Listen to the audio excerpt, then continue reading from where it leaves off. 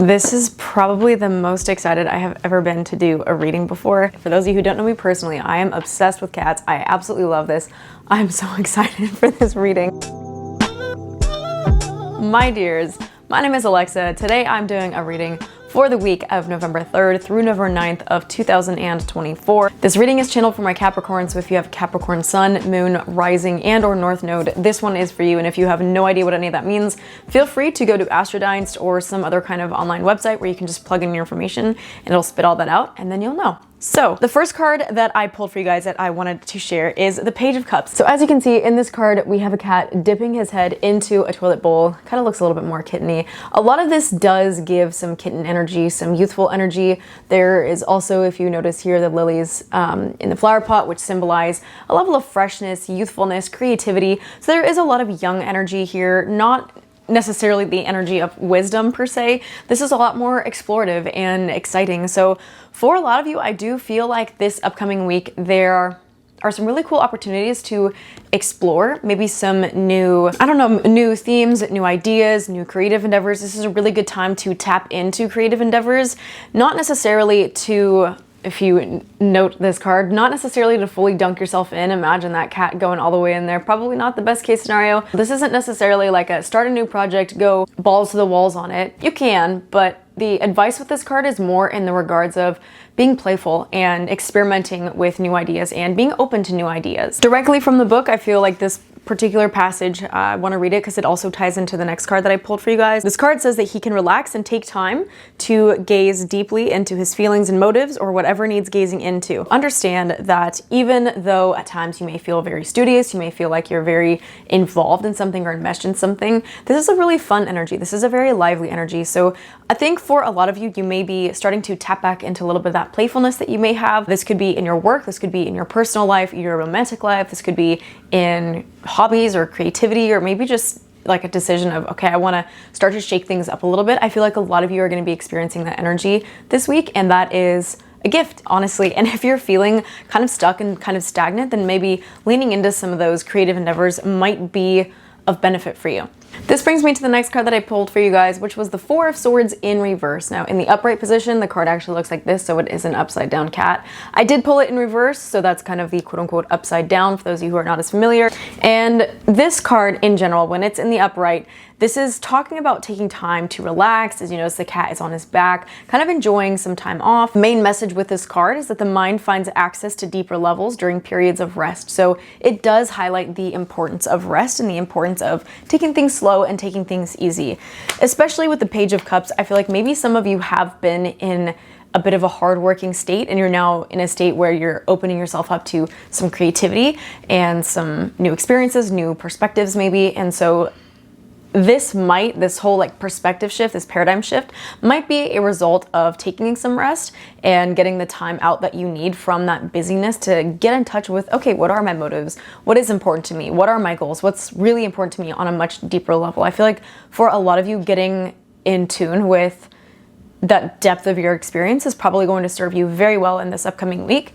However, because this card was pulled in the reverse, sometimes this is also acknowledging rest that is taken, I don't want to say a little bit too far, but rest that is taken out of a state of fear, maybe like a fear of failure. So instead of doing something, you choose to do nothing, and maybe you're justifying it and saying, oh, well, I'm taking a break, or I'm taking time off for myself, or whatever. And so my challenge, I guess, with this card for you is to ask yourself and see if you can identify what your motives are. Again, going back to the Page of Cups, what are your motives? What is the rationale, the reasoning behind the things that you're doing? Are you taking time off and resting because it's something that you need? And this is not to shame anyone. I am a huge proponent of taking breaks and taking time for yourself. But are you taking those breaks and that time for yourself because it's something that really serves you and fills your cup?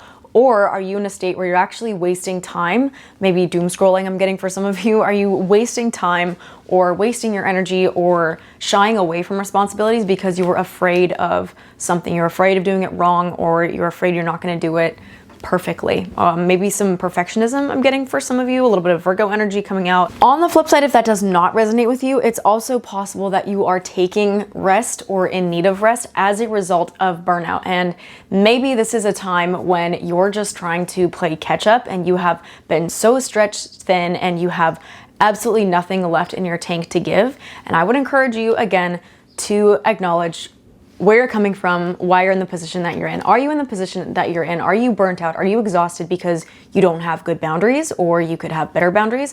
Are you exhausted because people are asking things of you? Are you exhausted because your expectations of yourself are unnecessarily high, and so you're constantly giving, and not taking the time to fill your own cup?